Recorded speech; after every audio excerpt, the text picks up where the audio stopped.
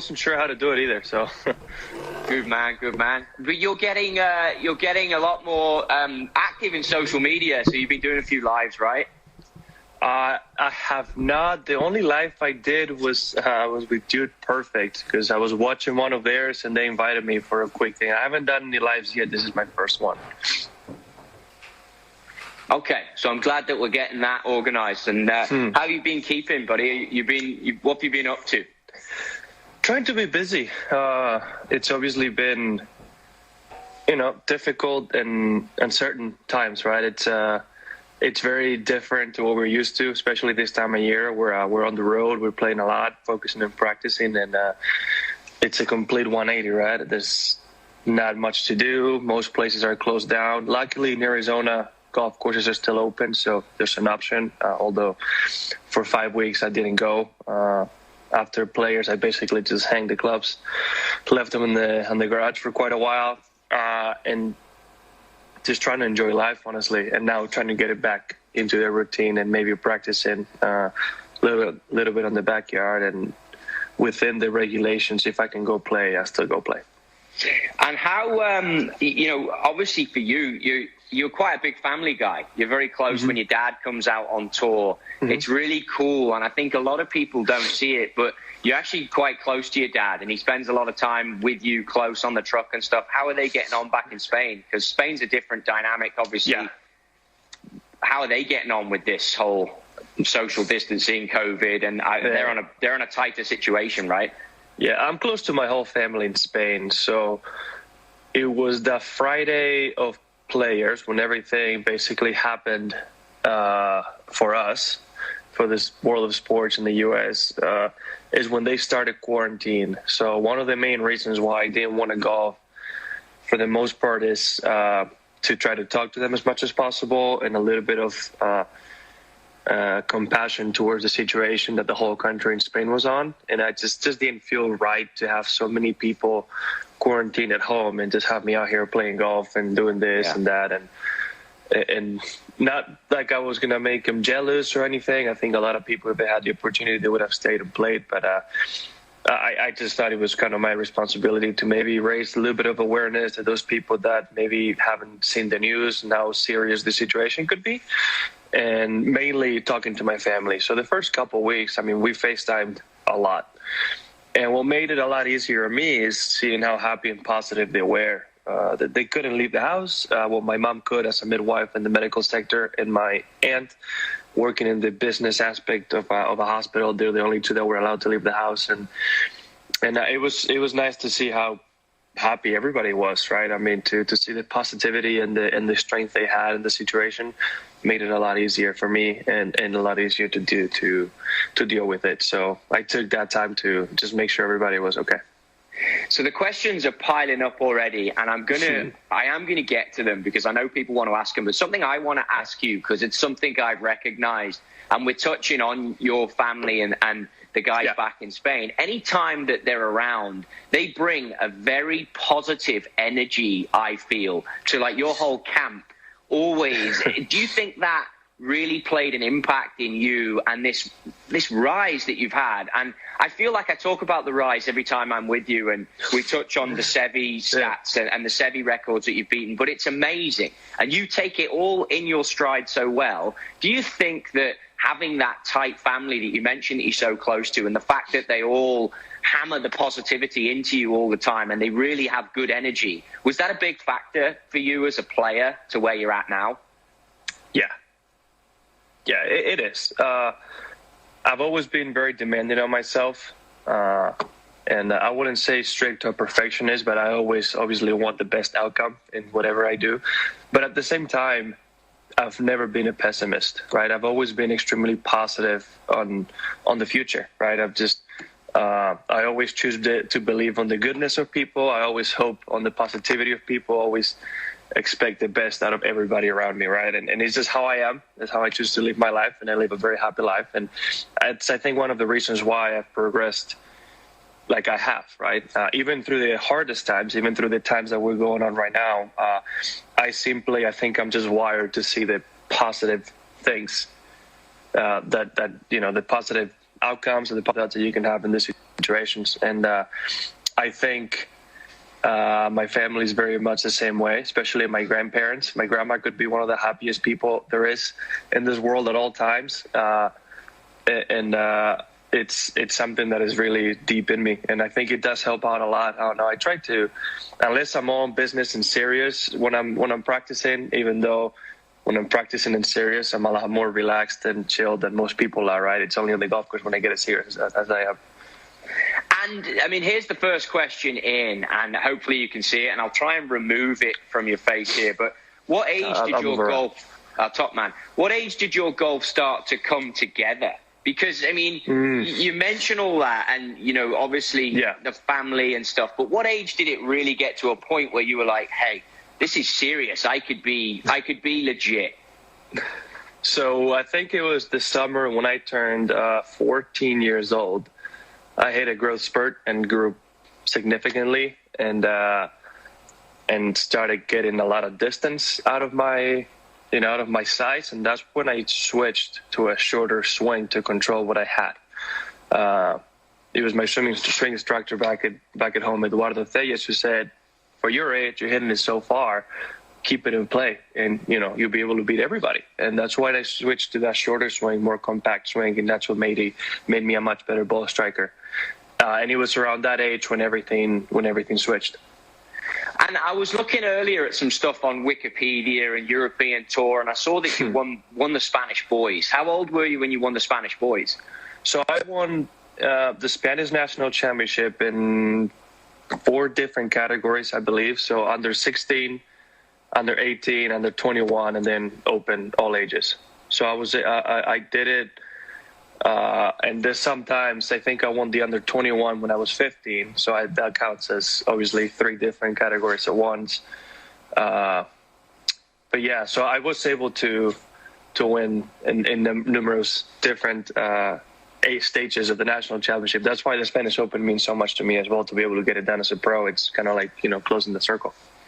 And that's the thing. It's like I was going to touch on this, and just to give people an idea, like Spain in Europe is a hotbed for a lot of people to travel to play golf and winter training and stuff. A lot of the Swedes go down there. A lot of the British guys go down there. Irish team goes down there. So the Spanish Boys as a junior and the Spanish Amateur is a big event. So the fact that you win it and win every category through it and then go win the Spanish Open and then back-to-back at the Spanish Open, I mean, you must feel like you have an ownership of that area. Like, does that play on you as a player? Well, every time you're a defending champion, you kind of feel like, you've got it done. You're the guy to beat, right? Or at least you're the last one to win there. It gives you a little bit of confidence, or at least you should, I hope. But I think it's just the goal of keep doing, especially when you progress in ages, right? And you start getting older and you go from 14 to 15 to 16 and you change categories. It's just, for me, something that people forget nowadays. They always forget in wins. I've always been, emphasized in consistency. I want to be consistent. So if you can consistently win at every stage that you play at, I'm going to call that a success. And not many people talk about that, and I do. And it's something I've always enjoyed, just trying to be consistently good. I don't want to be good for 3 years and be done. I want to be consistently good for 20 plus years if I can.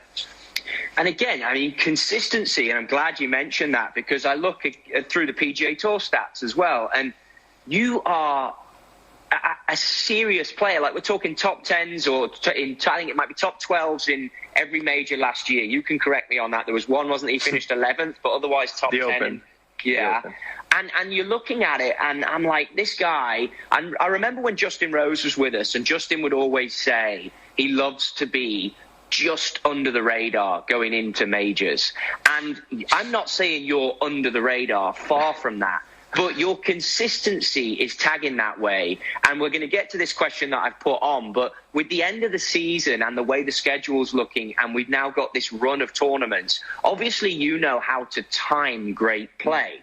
So we'll tie this question into answering that. How do you time great play? And then when you do, how do you handle the pressure that's on you? Going back to Spain to win the European Tour event for the third time to win your home open in a 3 times in a row. Pete, I must admit, like, I look at it and I'm like, yeah, but when you go back, it'll be to win it for the third time. Oh, sorry, yeah, it would be. Yeah. How are you going to handle that? Because I'm still sort of going, well, Jon Rahm, it's like he's so good, he takes it so in his stroll. It's a lock-in. So how do you handle that pressure? How do you handle these tournaments coming together at the end of the year? I would say it's very easy to lose track and just focus on the end result and just keep thinking about what could be or the result rather than the process, right? What helps me at least is just focusing and just enjoying and really being present at each stage of time and just really focus on what I'm doing day to day. So if we're talking about a tournament, for example, when I'm traveling to defend again at the Spanish Open, on Monday, I'm not going to be thinking of Sunday I'm winning. I'm going to be thinking of what I have to do Monday. On Tuesday, I'm going to be thinking what I have to do Tuesday. Wednesday, what I have to do Wednesday. And then Thursday is go time. And when it's tournament time, it's one shot at a time, right? I mean, you can't win it Thursday, but you can sure lose it. So it's exactly focusing on what you have to do at each point in time and not deviating too much from what it could be or what it might have been in the past. And is that the benchmark that you then measure the pressure against that builds through the week just by going through your process? Well, it depends on the week too, right? I mean, when I'm going to the Spanish Open, the last few times I've been the highest ranked player on the field, and last year I was also defending champion, right? So there is. And also being in Spain, the support from the people and maybe the expectations, there is a different atmosphere in every week and maybe what you think of it yourself as well.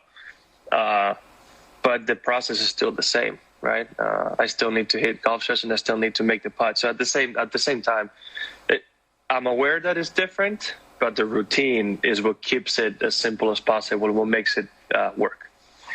Do you read and listen to the media in the build-up to these things? Are you a Golf Channel watcher? Because, again, that builds pressure. Jon Rahm has always spoken about in such positive light as this trend that you're on. You've set it in a perfect direction. Mm-hmm. And, you know, the next step is majors. We're going to see you Ryder Cups to come. It's obvious you're going to be a real player for Europe and a real sort of lockdown guy for Europe. So do you read what the Golf Channel says and let that build up? Like, how do you get your information?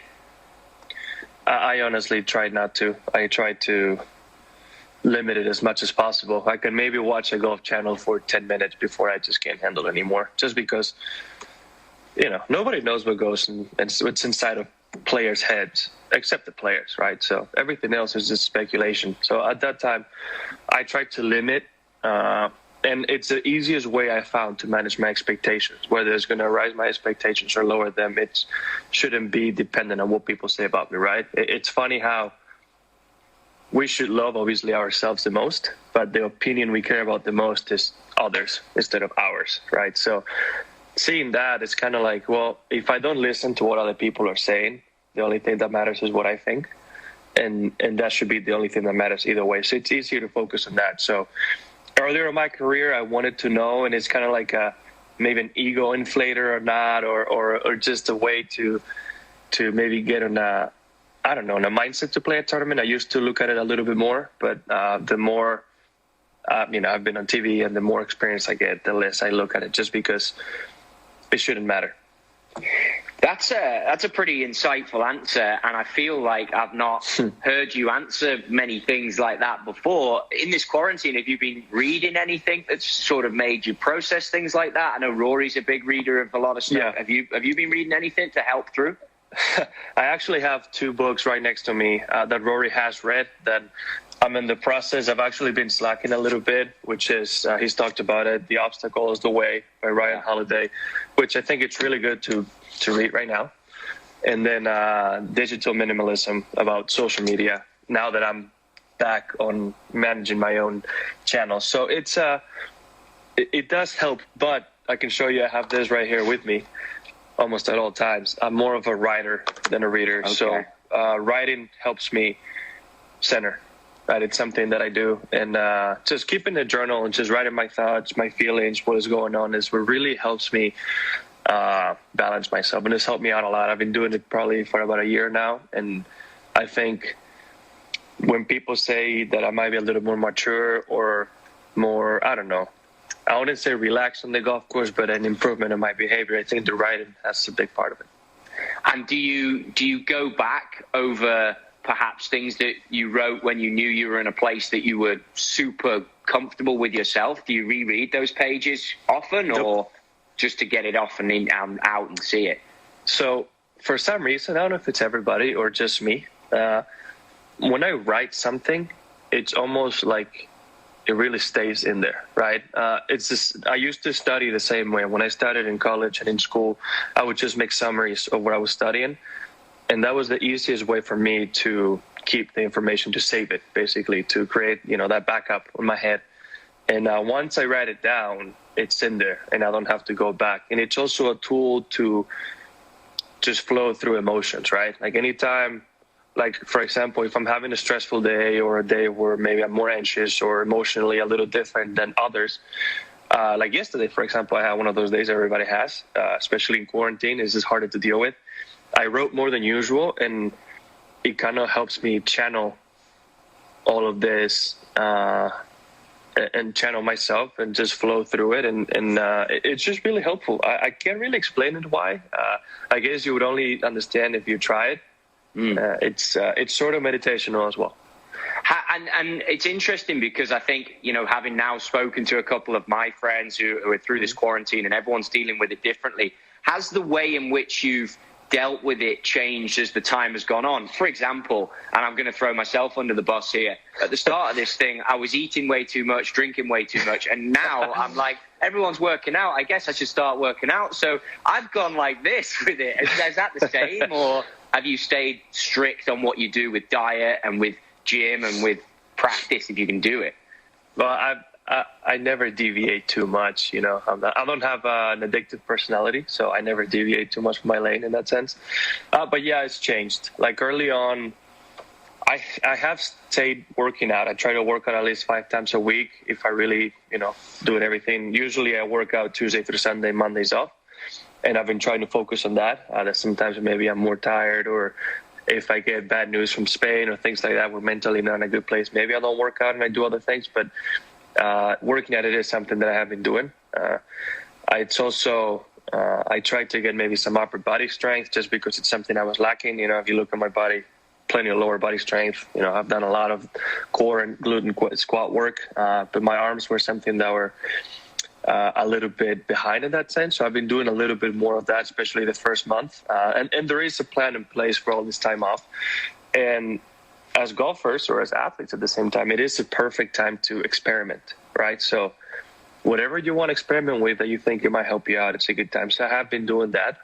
I won't get too much into details, but yeah, there has been some deviation, right? Like sometimes some weeks you basically do more of this, other weeks you do more of that. In my case, if I'm doing a week where I'm not doing much and I'm more relaxed, there's always one day where I'm like, I have to do all these things starting Monday, and just create way too much, and then I do too much for a couple of days and crash and then bring it back. So it's there is certainly changes just because you got to deal with it somehow, right? There's no one formula. It's so relatable, and that's why I've left this question up on the screen, because I'd like to think that a lot of the stuff I'm asking is so relatable for all of us right now. But something that I know that a lot of people have asked and we want to know, thoughts on Augusta in the fall and how the golf course will play differently, and then tying it into equipment, because it's a double-edged question. Do you think that's going to change how you show up with your equipment versus April with the going in the fall? So if there's one golf course in the world or club in the world that has somewhat of control or hand control on how the golf course will be set up, is Augusta National. So I do believe they'll probably do their best to try to basically manage their score and have it as the same conditions as usual. But obviously, I think a lot of it is going to be what kind of weather they get leading up to it, right? What's going to be different is obviously the colors that you're going to see on TV. The trees are going to be the different shades, a little more brown. I think it's going to be very, very unique going down Magnolia Lane and not seeing all that green around the trees. kind of looking forward to it. It's also my birthday week. That Tuesday will be my birthday, so hopefully it's a special Masters for many, many reasons. Yeah. Now, I mean, the way it plays, I don't know. Usually Augusta National is so consistent year in, year out that I haven't made any changes on my equipment, right? Usually I come in with a 5-wood instead of a UDI, and that's the only change I ever make on my golf bag. 12 clubs, 13 clubs always stay the same, and then I vary either UDI or 5-wood. That's it. So that's the only thought I have. Unless TaylorMade comes up with something, really, really special that I need to put on the bag right away. Now, you are a short game. You're known as a short game wizard, and you're becoming more known as a short game wizard. And what amazes me is that everyone talks about initially talked about how long you are, how strong you are, how everything moves forward. But I certainly saw, and something I can share from the photo shoots, you're the last guy to leave the photo shoot every time we do it. You're always there at the end of the day, hitting those low stance 4-iron flop shots and showing the boys in marketing or showing the boys from the videos, the camera set, how you do it. But one of the questions I had, you played high toes through everything, and now you've put in a 60 Tiger Woods mill grind. So why did you make those changes, having been so one way with high toe? Why did you then go, okay, I'm going to switch this up and play the Tiger wedge? Just trying to copy Tiger. If he's good, I'm good. No, it was basically one of the things I love about TaylorMade, right, is the stats team. So looking at stats, I saw my short game hadn't been the best, especially bunkers. Around bunkers, I felt like I was more confident and more comfortable than my scores were showing. And the high toe I had was quite a wide bounce that was allowing me to have my hands forward quite a bit and then slide through. Now I could put a lot of spin on the ball, right? Ton of spin on the ball, keep it low. I was managing really well. It was kind of a process. And then I altered my technique a little bit, just a little bit, to where my hinge is a little bit better and my release is better, which is allowing me to hit better shots and a lot better bunker shots, right? So with that release, I needed a different wedge because what I had wasn't working. And that's how I ended up trusting that one. And thank God, because bunker shot is what won me the DP World Tour Championship title and the race to Dubai. So it's the main reason why I changed, and trying to limit maybe the steepness on some shots and being a little bit more shallow, especially for Bermuda grass, which is in Dubai, and it helped out a lot. Just trying to be a better player, and that little subtle change of technique just made it easier with a different wedge. And did you talk to Tiger about the wedge before you put it in? Did you ask him about any advice, or you just thought, from looking at it, I'm going to change a few things? So it was when we were in the Floridian at the photo shoot. I looked at it and I was like, hey, can I touch? Like, yeah, sure. And I always noticed that, like, I observe, but I don't usually maybe make changes on it. And I saw Rory has a CV grind, and, I tried a little bit, see different things. DJ always has some type of different grind, and he always likes to change clubs every other week, so I never know what he has in the back. But I saw Tiger consistently has this grind on the wedge that is very different to what we all have. And I asked him, I'm like, what's the reason for all this? And it's like, open the face. And when you open the face, that leading edge stays absolutely flat. Now, I'm a person who rarely ever has a square face when chipping. So when he showed me that, I'm like, oh, I love this right away.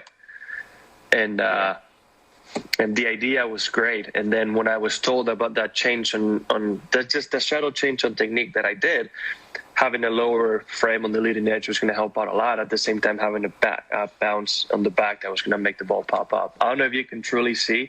I have mine too over here. Yeah, talking about this beat, I don't huge. I don't know if you can see, especially right here, right? It's it's a little bit. Yeah, you can see the line right here. Yeah, you can see.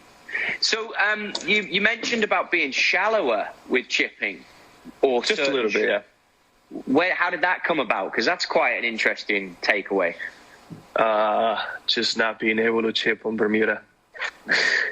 Struggling with that, and then my bunker shots just being really, really steep, which made it that I could hit 20-plus yard bunker shots very well. But anytime I had a delicate shot that was maybe 5 yards, I had to hit it high and soft.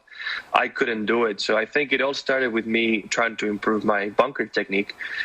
And I can't say this change has been bad because my stats around the green and my bunker stats have been really, really good this year. Yeah, I actually walked a few holes at Torrey Pines and watched you play, and you hit some amazing pitch shots out of the rough there, and it's tricky to pitch out of. And then again, bunker shots look good.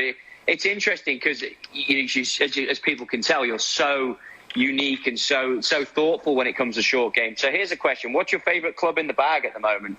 Oh, driver. Is that usually always the case, just because you can smash it miles? I'm just comfortable with it. My swing mechanics make it to where I don't have to think about it too much, and thankfully, for the most part, I'm consistent with it. So I would say driver, but also putting, right? I mean, just the club. I think the moments you experience when you're putting, like when you have a putt to win a tournament and not under pressure, is what I enjoy. And that's always it's a balance. Yeah.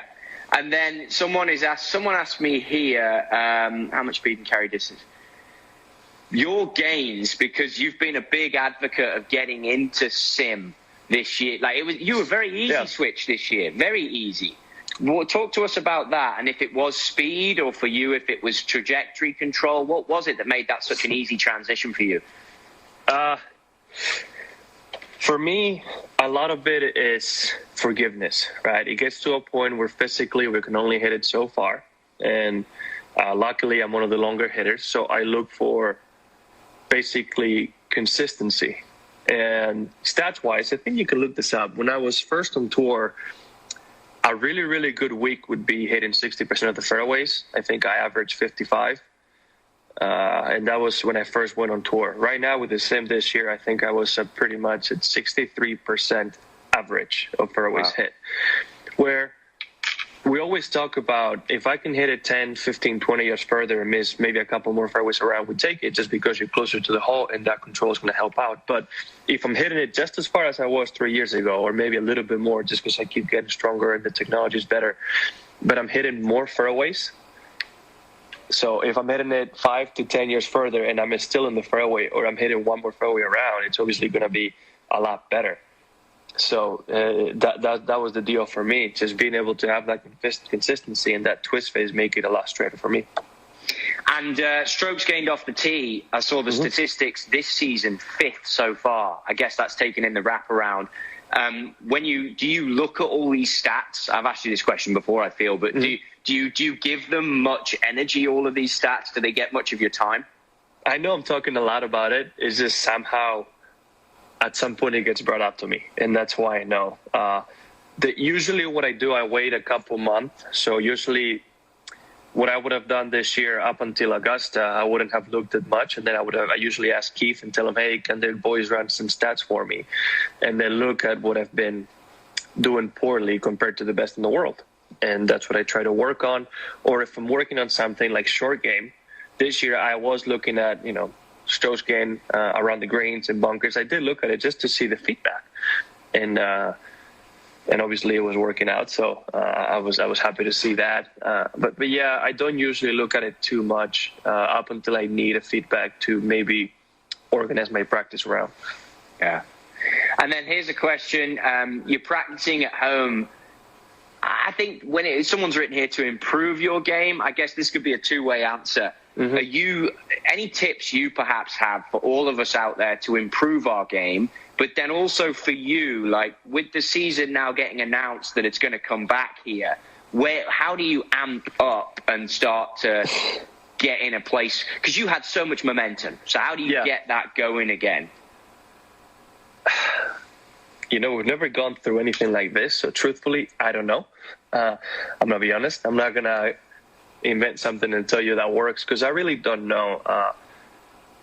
I think once the golf courses are fully open, it won't take many of us much time to get into the routine, to get into that mental state of competing, right? I think it's going to be, a lot of us are going to be anxious to get back out there, and that's going to be the hardest thing to control, right? Just trying to not get too invested in it, right? Just try to act like nothing happened. But in my case, I always say I'm originally a competitor, not a golfer. So somehow I need to get my competitive juices, down. Just compete in something else, right? So if I'm competing against Kelly playing Uno, if I'm competing against people playing Xbox, whatever it is, just keep that. And maybe even if I can play some games with pros once the golf course is open, that's going to help out. If I don't compete on anything and I just hit balls for a month and go to a tournament, I don't know what I'm going to do. I'm probably going to go crazy. So my plan for now is that. Now, to improve our game at home, I think everybody overlooks this, and especially I would say amateurs, because obviously they don't need to, but it's a great opportunity for everybody at home, especially the ones quarantined in Europe and around the US, to really work on your mental abilities. That's what I would say, right? Just if you can strengthen your mental game at home, or maybe your visualization or prowess, is going to make you a better golfer. And however you can figure that out, I'm not an expert. That's what I think people can improve the best at. Are there any books that you've read mentally that can help people, golf-wise? Everybody's personal, right? I'm really into philosophy, so anything that might strike you. I would say, I don't know. I would say creating yourself some challenges, right? Like I think I posted, one of my sponsors posted today, if you can just challenge yourself to maybe make 100 putts from 3 feet, even if you putt in over hardwood or whatever you have at home, just try to make 100. If you miss one, you start again, right? So if you miss the 100th putt, start over again. That's a great mental exercise for somebody. Maybe even for people that are at home, this is incredibly hard to do. Visualize yourself playing 18 holes. That is really, really hard to do. And visualize the outcome, the routine, and the better you get at visualizing, just visualizing more things. It's hard to do, but if you want to challenge yourself, that is a great way you do it. Maybe start with a couple holes and increase the number of holes. What else? I mean, there's many things you can do. It's a great thing if you have a TrackMan at home, for those people that have, hit a shot, do some type of exercise to raise your heart rate, and then try to hit the same distance again, especially with the wedge shots. That's also a great thing you can do. It's you're limited within your creativity, right? Luckily for me, I can still go to the golf course, so I'm not that limited in that sense. But I do have a net, and I do some of these things. So a couple of questions on that then. When you practice mentally around a golf, do you mentally practice scoring? Because let's face it, the best possible score you could have. So if there's a 450 par 4, you can reach that in 2. So do you mentally practice making 2 and walk into the next, or how do you do that? I mean, you gotta be realistic, I would say, right? I saw in an interview Kobe Bryant spoke of something like that, like he always visualized himself or dreamt of himself scoring a lot of points in a game, and he said, well, once I get to 50, I'm not going to stop, right? I'm going to get to 60, 70, 80, 100, 150, and up to whatever I can. And the equivalent in golf is visualizing yourself executing each shot the way you want to, right? And I try to challenge myself, and I'm always somebody who's known for being really, really aggressive in golf. So let's say, for example, if I'm playing Augusta National and the pin is, let's say it's that Sunday pin, usually that's short right on the first hole. I visualize myself hitting driver 3 within the fairway, and then whatever club I have left, maybe I challenge myself to hit a shot, maybe not at the hole, but at the spot that you should play, maybe just past and left of the hole, right? Something like that, where I'm still visualizing my putts, because putting is still part of the process. So I'm trying to see everything like that. Kind of like Jack Nicklaus spoke of the 86 Masters when he was getting treated that Saturday afternoon. I think he basically visualized and verbally told his trainer what he was going to do the whole next day. And that's kind of what I do, and I like to do sometimes, especially in this time. Just visualize yourself playing some golf. It's amazing what your mind can do, and if your mind sees it, your body follows a lot of times. Yeah, interesting. And then how will the mental situation compare with this? And this is a popular question, but I felt like we're on the mental stuff, and it's in here now. With no crowds and spectators, how does that impact you as a player? And would you rather play with the crowd all completely there? I assume yes. But, mentally, are you preparing for that without crowds? And what do we consider in that scenario? Well, to be honest, the crowds only affect after you hit a shot, right? So on the process of thinking about the shot and deciding what to do and executing, I'm not thinking about crowds. So it only affects on the joyful times that you get afterwards, right? Like if you make a long putt, just being able to celebrate and share that moment with the fans, it is really, really unique. So it's going to be difficult to play and not have those reactions around, especially, you know, when you go to special places. Like if you play Muirfield Village, the crowd knows what's going on and they know how hard some shots are. So like it's unique, and it gives to the atmosphere of golf and entertainment, right? So it's hard. I mean, I don't know how to answer that. I'm not getting into that mindset, but I guess we're going to have to, especially to play with no grandstands, because we definitely can use the grandstands to our advantage sometimes. 100%. And then I guess a good way to wrap this up, and listening to the way you talk, it sounds like you're in a really good headspace. So it may change this question from how we've had it in podcasts before. But who's in your dream foursome right now? Oh, I got asked this on a podcast with my friend, Kelly James. Do they have to be golfers? No, not at all. We can do, and I know that we do living on the Team TaylorMade one, so we'll open it up to anything for this scenario. Because if I would say, I'm gonna say alive people first, okay? I would say Michael Jordan, Barack Obama, and the next one it's someone God, it's hard. It's hard to get. I try to say a golfer, but luckily I've been able to play with all the golfers that I've wanted to play. So I would throw a musician in there and say somebody I'm a big fan of is Justin Timberlake. So I think it'll be quite unique to be able to play with those people, or Tom Brady, somebody like that. Not dead people. I wouldn't even need a foursome. If I can just play head to head with Seve, I'll be the happiest person ever. But if we're then. Seve and Kobe for sure. Huge Kobe fan. I've studied his philosophy a lot and a lot of his life. And finally, I don't know. It's something that changes so often, right? I would probably go like back in time, like somebody who, I don't know, who was unique historically wise, like how it would be to get to hear from the great thinkers of the time. Like if you could somehow talk to Aristotle, somehow,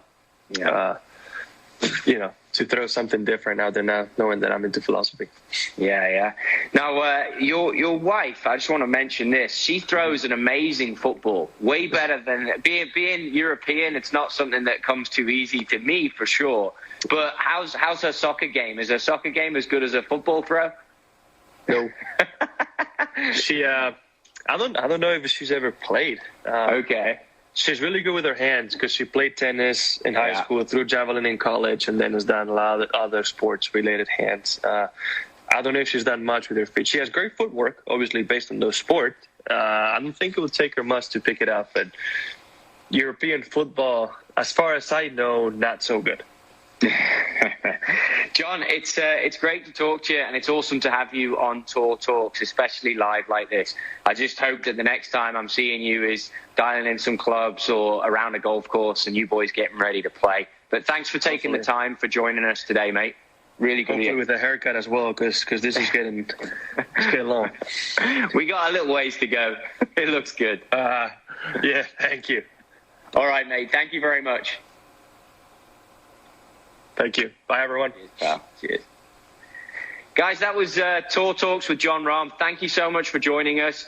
I hope everyone keeps safe and well. We'll put that on the Instagram live story feed for the rest of the day. So if you want to come back and check it, it will be there. And until next time, we'll see you soon. Thanks, guys.